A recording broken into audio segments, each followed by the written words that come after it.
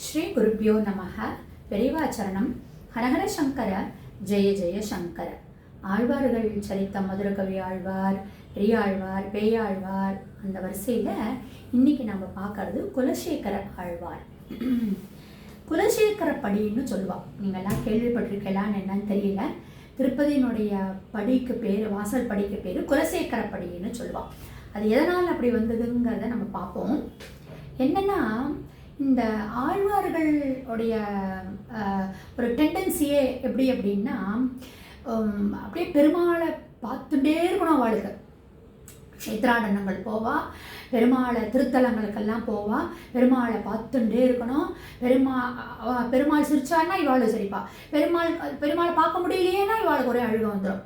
So அந்த மாதிரி ஒரு மிக்ஸ்டு எமோஷன்ஸோட அதனுடைய பாசுரங்கள்லாம் எழுதியிருக்கும். அப்படியே தமிழில் அப்படியே அருவி மாதிரி கொட்டி எழுதியிருப்பாள். இந்த குலசேகர ஆழ்வார் அப்படிங்கிறவர் என்னன்னா, மன்னனாக இருந்து ஒரு துறவுற மாதிரி, அது எனக்கு அந்த மன்னர் எதிரவே வேண்டாம் அப்படின்னு வெளியில் வந்தவர்.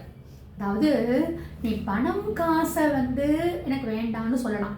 கழுத்துக்கு மேலே போச்சுன்னா பணத்துக்கு நம்ம அடிமையாயிடும்னு ஒரு வெறுப்பு வந்துடும் இல்லையா? எதுவுமே அதிகமாக இருந்ததுன்னா அமிர்தம் கூட விஷமாயிடும் இல்லையா? ஸோ அந்த மாதிரி பணம் காசை விட்டுடலாம், வீடு வாசலில் விட்டுடலாம், மனைவி மக்களை விட்டுட்டு போகிறதுக்கு மனசு வந்துடும். தன்னுடைய அட்டாச்மெண்ட் இருக்கக்கூடிய எல்லாமே விட தோணும். ஆனால் அந்த ராஜ்ய பரிபாலனம் பண்ணின்னு இருக்கிற ஒருத்தருக்கு அதுவும் ஒரு நல்ல நேதியும் நேர்மையும் ஒரு நல்ல ராஜாவாக இருக்கக்கூடிய ஒரு தருணத்தில் அந்த ராஜ்ய பரிபாலனத்தில் விட்டுட்டு போகணும், அந்த விட்டுடுறார் அப்படின்னா அவருக்கு பெருமாள் மேலே எப்படி ஒரு பக்தி, அனன்ய பக்தி இருந்ததுன்னா, அது வேண்டாம், எனக்கு பரிபாலனம் வேண்டாம். அதாவது தசரதர் ராமர் கிட்டக்க ராஜ்யத்தை ஒப்படைச்சிட்டு காட்டுக்கு போனாருங்கிறது வேற விஷயம். அந்த வனவாச அந்த இதை கழிக்கிறதுக்காக அவர் பண்ணுறாருன்னு சொல்லலாம் நம்ம. ஆனால் இந்த ராஜ்யத்தையே துறந்துட்டு ஒரு ஒரு ஆழ்வார்களாக, ஒரு அடியார்களாக ஆயிடுறார் அப்படின்னா, அதில் தான் இந்த குலசேகர ஆழ்வார் அப்படியே மென்றார். த ப்ராமினன்ட் பர்சனாக இருக்கார். சேர நாடு அதில் திருவஞ்சைக்களம் அப்படிங்கிற ஒரு இடத்தினுடைய ராஜாவாக இருந்தார். சைவமும் வைஷ்ணவம் தழைத்து ஓங்கின ஒரு தலமாக, ஒரு நாடாக இருந்தது. அதில் அந்த ராஜா ஆக்சுவலி அந்த குலசேகரோடைய அப்பாவுக்கு என்னென்னா, ரூல் பண்ணிட்டு அந்த அப்பாவுக்கு ரொம்ப நாளாக குழந்தையே இல்லாமல், குழந்தை பாக்கியமே இல்லாமல் இருந்தது. கடவுளை அப்படி ப்ரே பண்ணுறார் அப்பா, குலசேகரோடைய அப்பா. பிரார்த்தனைக்கு, அதுவும் பக்தனுடைய பிரார்த்தனைக்கு செவிசாய்க்கிறது தானே பெருமாளுடைய ஒரு வேலை இருக்கு இல்லையா? அப்போது பெருமாளுடைய ஒரு அஸ்ரீரியா அந்த குலசேகரருடைய அப்பாவுக்கு நாராயணன் அம்சமாகவும் ராமர் அம்சமாகவும் ஒரு சேர உனக்கு ஒரு குழந்தை பிறப்பான் அப்படின்னு சொல்லி பிளஸ் பண்ணி அவருக்கு அதே மாதிரி ஒரு குழந்தை பிறக்கிறது.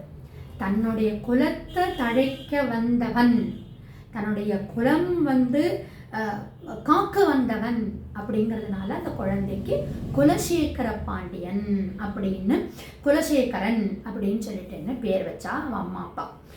அந்த குழந்தையா இருக்கிற போர்ச்சேவே நாராயணனும் ராமரம் அம்சமாகவும் இருக்கிறதுனால அப்படி ஒரு பக்தியோட அந்த குழந்தை இருக்கு. ஆக்சுவலி பார்த்தேன்னா நம்ம ஆழ்வார்கள் எல்லாருமே ஒரு நாராயணனுடைய ஒவ்வொரு அம்சமாக இருக்கா.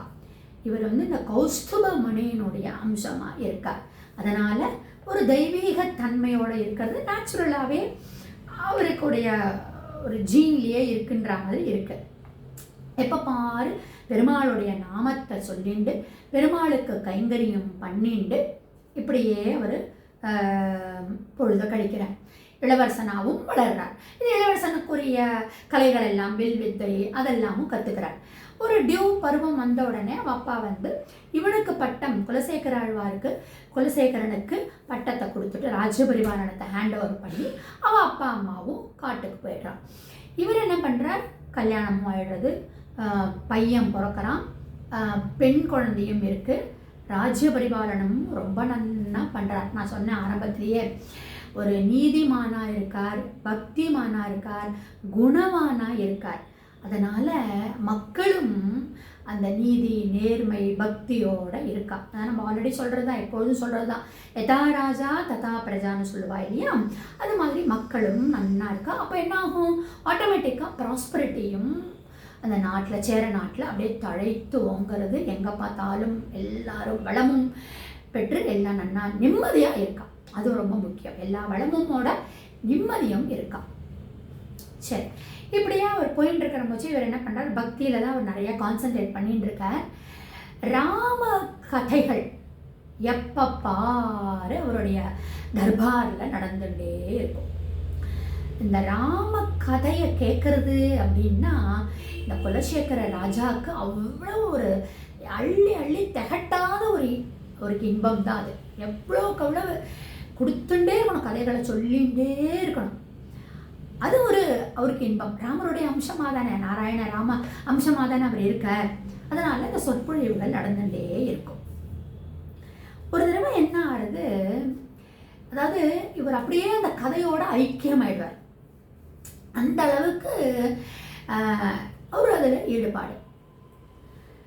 ஒரு தடவை ஒரு சொற்பொழிவாளர் ரொம்ப அப்படியே எமோஷனலாக ராமாயணம் கதையை சொல்லின்னு இருக்கார்.